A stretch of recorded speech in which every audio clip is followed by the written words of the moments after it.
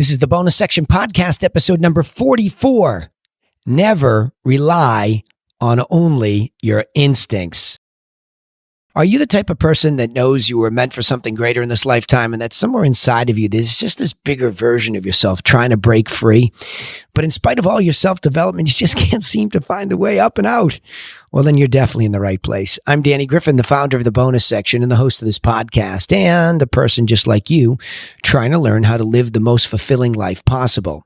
Now, to help you take immediate action to get moving in a better direction, we take all the notes from each episode and we post them for a brief period of time over at freethinkingtools.com. And the reason I do that just a couple episodes at a time is wherever you catch me in an episode, I just want you to start thinking for yourself. I want to bring up subjects in the bonus section that just provoke you to think. Thinking leads to curiosity, which leads to searching, which leads to reading and listening and learning, and you just improve your life just so drastically. There's so many successful people that are just avid reader, learner types. I just think it's a good endeavor to try to provoke us all into thinking more. All right, never rely on only your instincts, huh? Here I am, and this is a challenge for me. I'm being transparent in this podcast where, always in all these podcasts, where I'm challenged by this concept.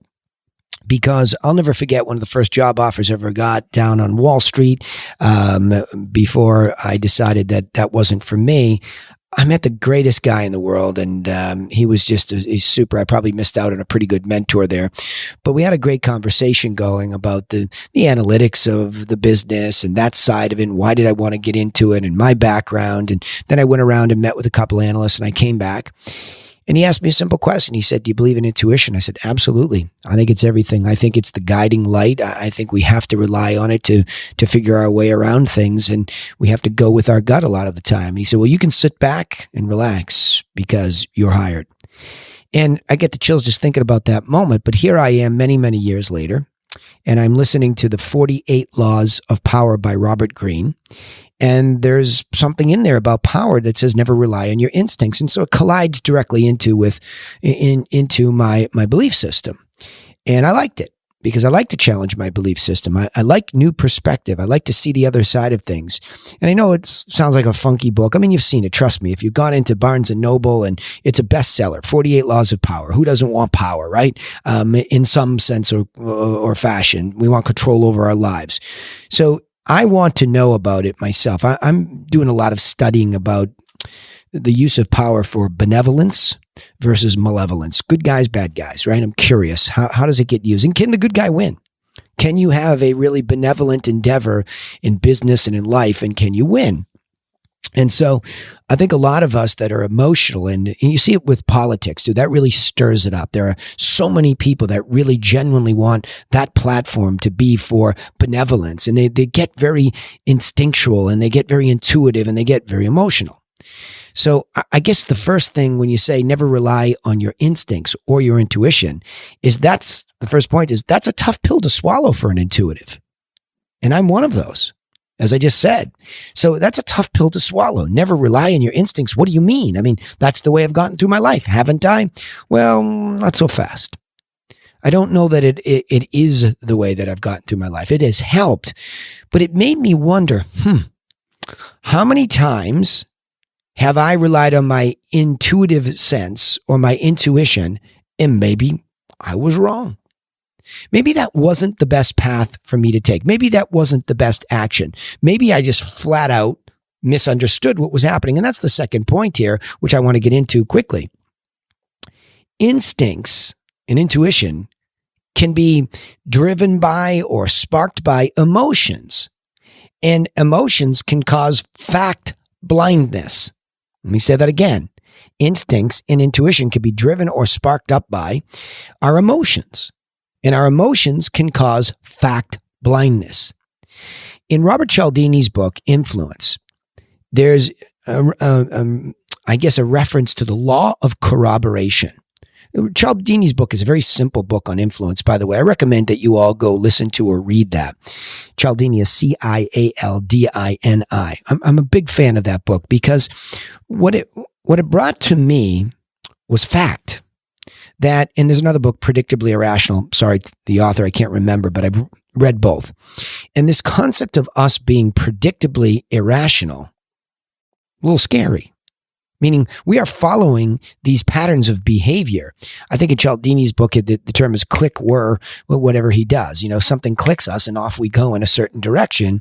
And we want to believe that we have so much, control over that instinct to just move in that direction when these are triggers. These are real laws, human laws of behavior. And so the law of corroboration says that when I have an instinct that something's right, oftentimes I'll go fact blind. And I'll just look for the corroborating evidence that makes that decision the right one for me. I see it all the time. People ask me what I think they should do, and oftentimes I'll play the dissenter, or I'll give them a little jab just so that they'll consider truly the other side of what they're looking at. Oftentimes they're really coming to me in a rhetorical way. It just happened last week. Somebody asked me business advice about a company, and I gave a contrarian opinion to what I'm sure they wanted to hear. And then I saw on social media, they joined. Okay, great. I hope I made you think, and I hope you joined for the right reasons, or did you just get caught up in what everybody else was doing? And that's the herd mentality, and that happens a lot to us. So we get very fact blind, and well, everybody's going over there. I mean, you think about it. I was watching a biography. I love business biographies, and I was watching last night about Warren Buffett, one of the most successful investors in the history of time. And he's just this down home Nebraska boy, still has this, office that looks like it's from 1960 when he walked in the door. He drives and he buys these broken down cars, according to his daughter. He lives in the same house. And it's amazing to see that he really just sticks to the facts. What are the facts? He sits there and he reads all day long. All day long, he just reads, and he reads all of this information about companies, and he just loaded with fact. I mean, whereas Wall Street is loaded with instinct and intuition and gambling, and people get out of control and they get emotional, and they just go fact blind. I mean, think about all of the companies. And again, I don't want to get down a Wall Street hole for a lot of you that this isn't going to resonate with, but if you're young, investing is going to be part of your life, and you're probably going to abdicate or delegate it away to somebody blindly, and you're not going to think. When it's actually really easy and basic to think about, if I want to do something, can I just get some facts on it? And if I want some facts on it, where do I go get those facts? Well, enter the internet. And again, they're not all facts on the internet. I guarantee you that. There's the malevolent out there who twist the facts to try to get, to you. But there are a lot of benevolent people. Did I say malevolent? Malevolent. Bad people. Benevolent people. Good people. Bene. Good. Mal. Bad. Right? So what we're looking for is information.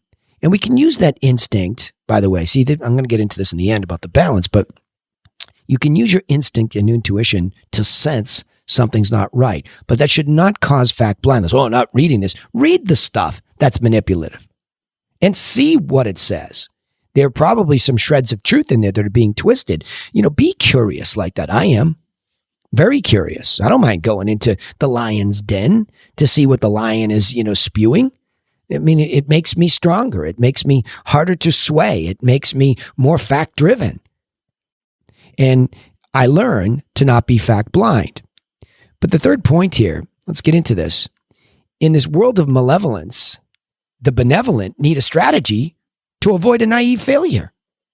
You see what I'm saying? So let's go back to Buffett for a second. So here he is in a world that's loaded with people trying to con you to spend your money in a certain way so that they can make a massive fee.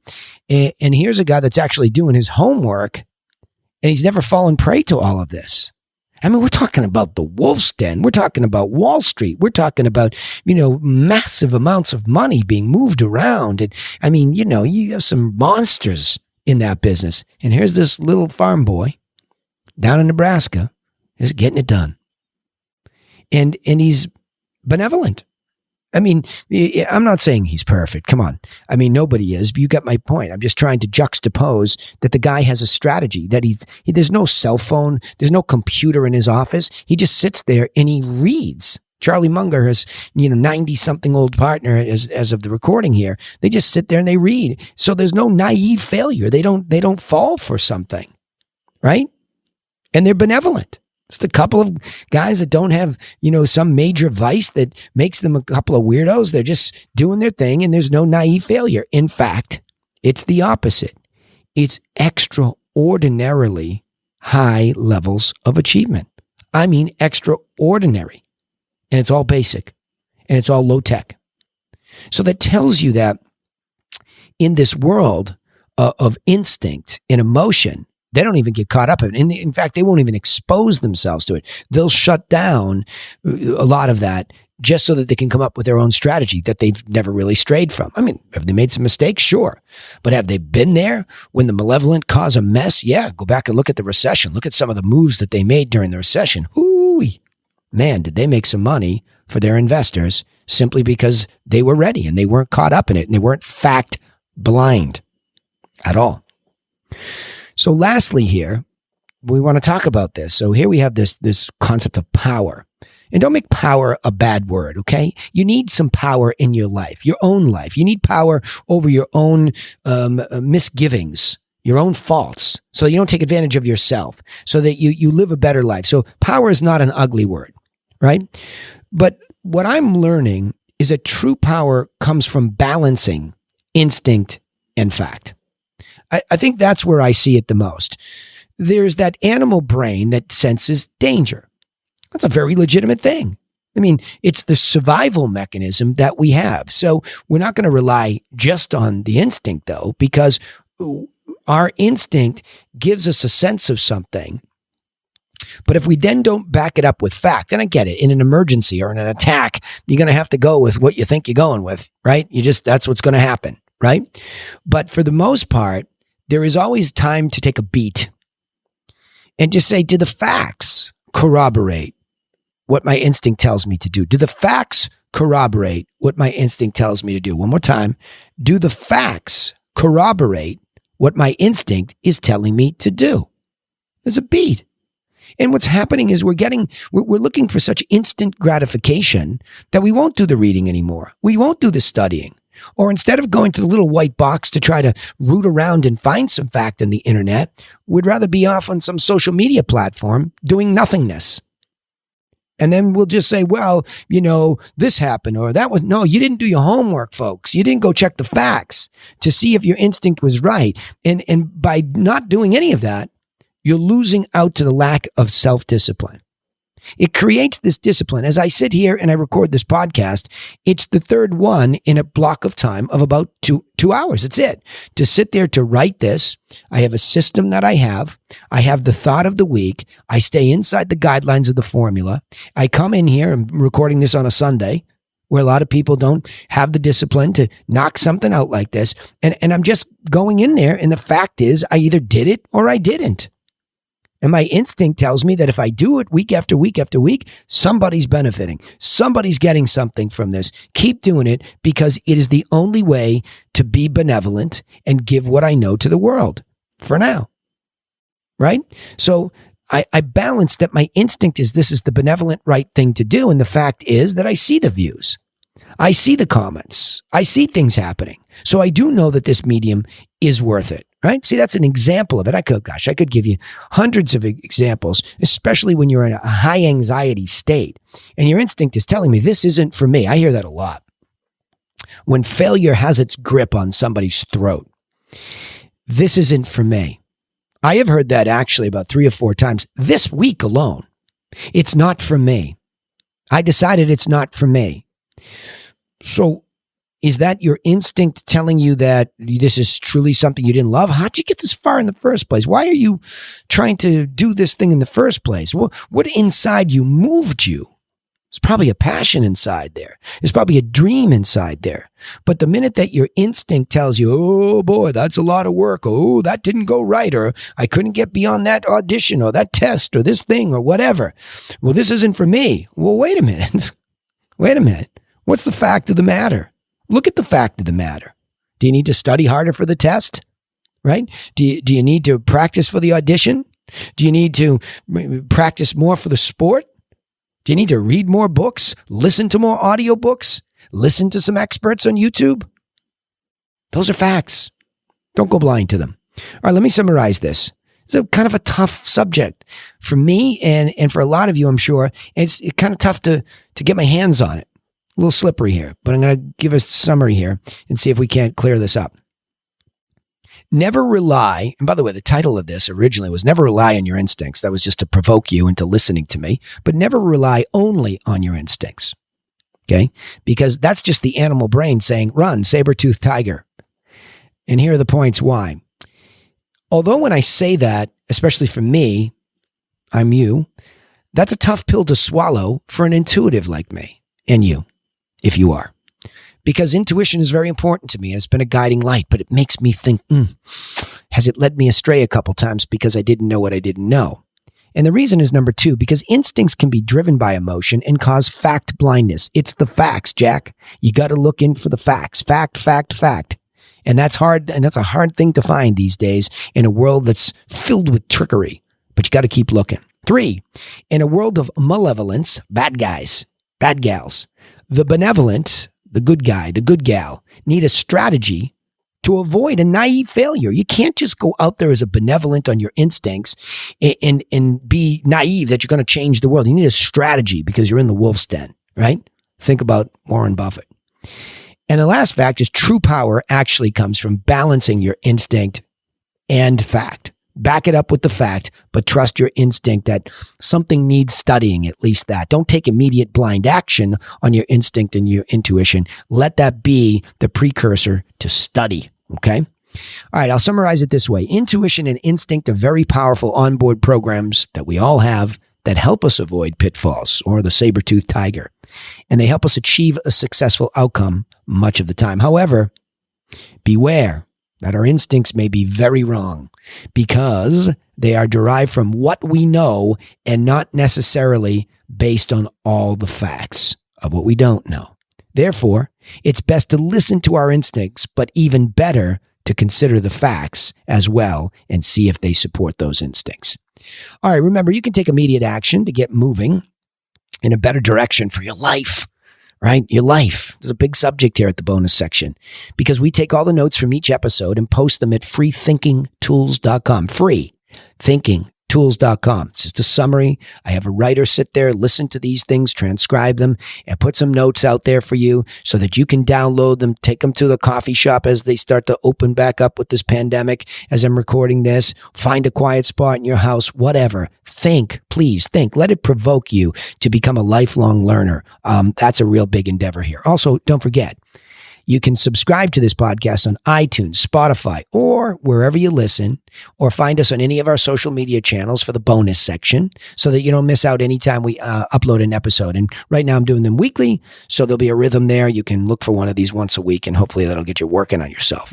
We'd also appreciate it, of course, if you would share our content with other people that are like you, that are trying to get some help that they need, and you can join our mission by sharing and become a person for others. That's ultimately the underlying reason for doing this particular podcast. Now, remember this. I say it all the time. I sign off every time the same way. Nobody's coming for you. Nobody. Stop assuming the cavalry's coming. They're not. Nobody's coming for you. So go get to work on yourself and the achievement of your own dreams. And we will see you in the next episode to help you do just that. Thanks for listening.